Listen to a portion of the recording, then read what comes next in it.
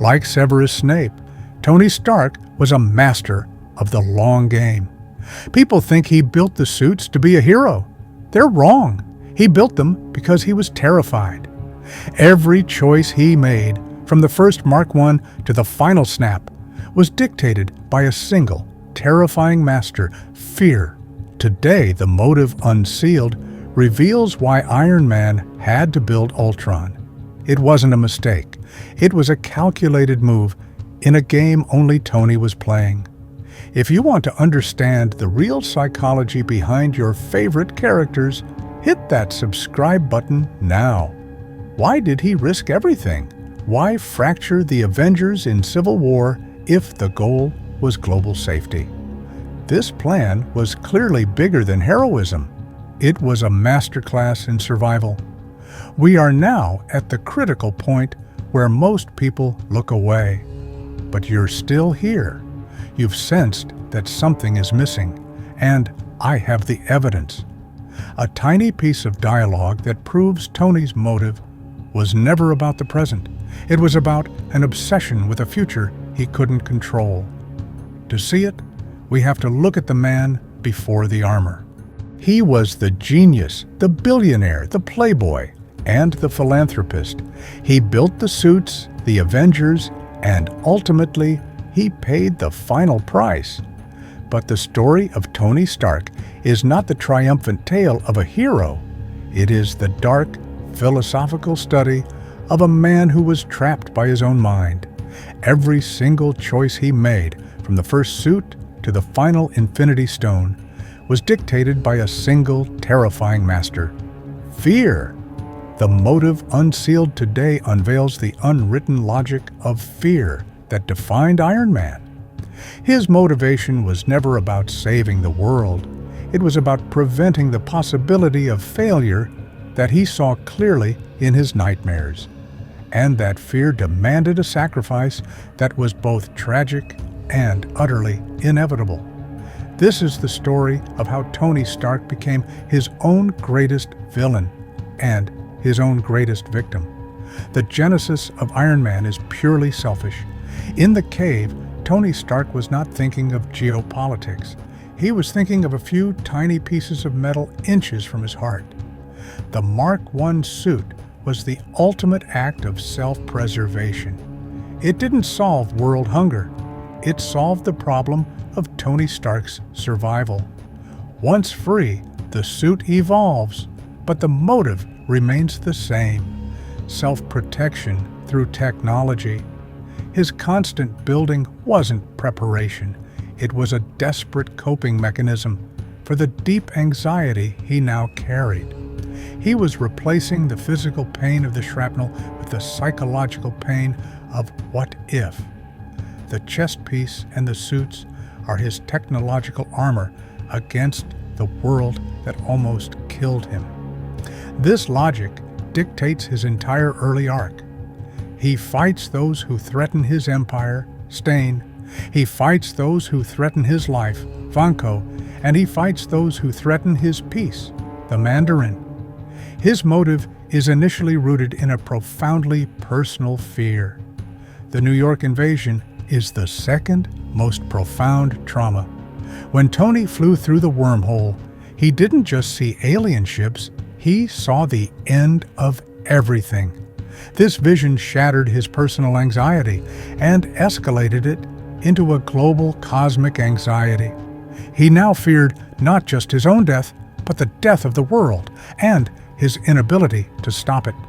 This new level of fear manifests as post-traumatic stress disorder, PTSD, leading to his relentless building of the Iron Legion and, crucially, Ultron. Ultron was not a calculated scientific risk. He was a panicked, desperate attempt to create a metaphorical suit of armor around the world.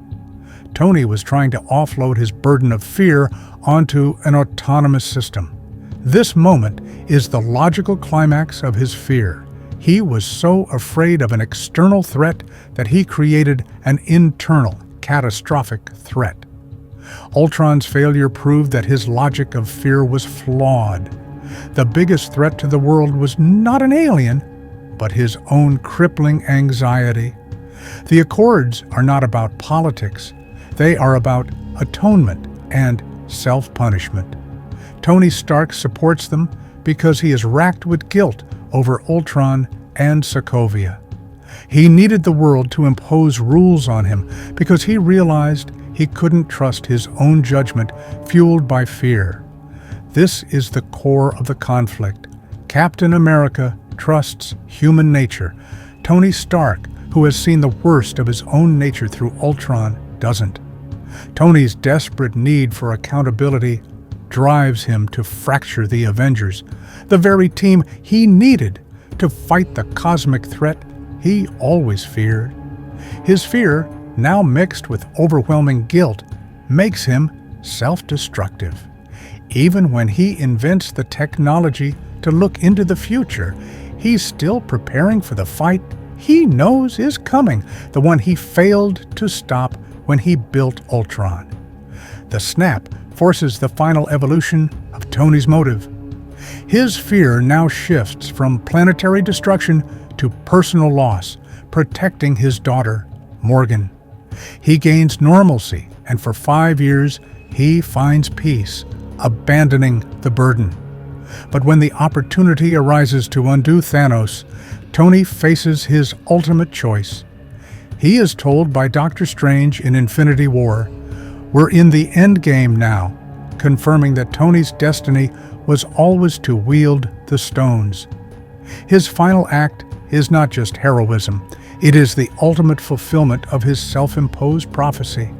He uses the Infinity Stones, the very cosmic force he always feared, to complete the job he started in the cave. The death of Tony Stark is the final ultimate cost of his fear.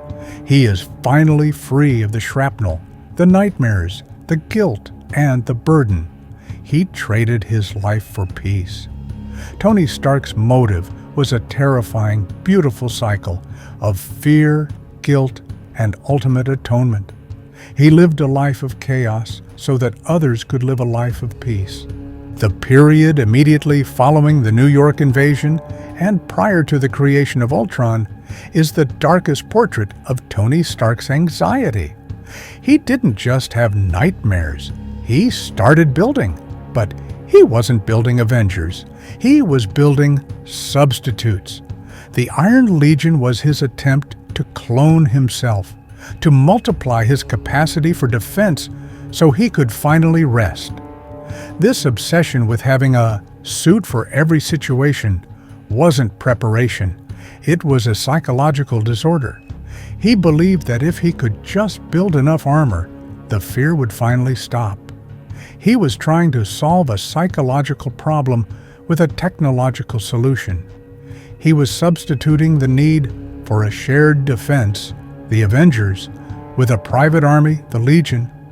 He was isolating himself, pushing away the team, and relying solely on his own technological mastery, the same mastery that caused the shrapnel in the first place. This escalating paranoia logically paved the way for the total replacement system, Ultron. Before Ultron, there was the Scarlet Witch's vision. This moment is often overlooked, but it is one of the most critical anchors for Tony's fatal flaw. The vision didn't just show him his friends dead, it showed them pointing fingers, accusing him of their failure. This was Tony's greatest inner fear spoken aloud, the fear of being the one who didn't do enough. This vision legitimized his desperate plan to create Ultron. The vision didn't give him an idea, it gave him permission to override human morality, bypass consensus, and create the AI out of sheer panic. He was reacting to a perceived future failure rather than acting on present sense. This psychological manipulation solidified the unwritten logic. Fear, once given a visual form, becomes an unstoppable motivation. After the snap, Tony Stark's motive finally becomes selfless, but it is deeply rooted in his past trauma. Tony himself was an orphan emotionally abandoned by his father. His greatest joy with Morgan was providing the loving, present fatherhood he never had.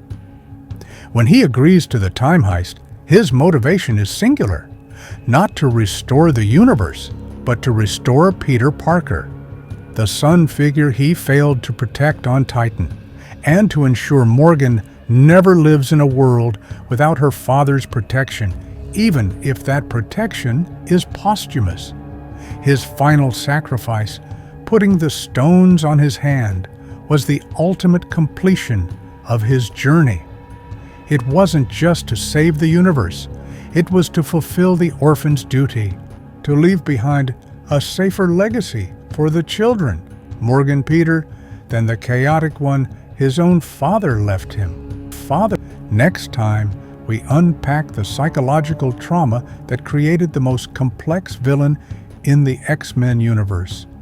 Was Magneto chosen for his hatred? Or was he merely a product of history? Don't forget to subscribe for more unwritten lore and character analysis every week.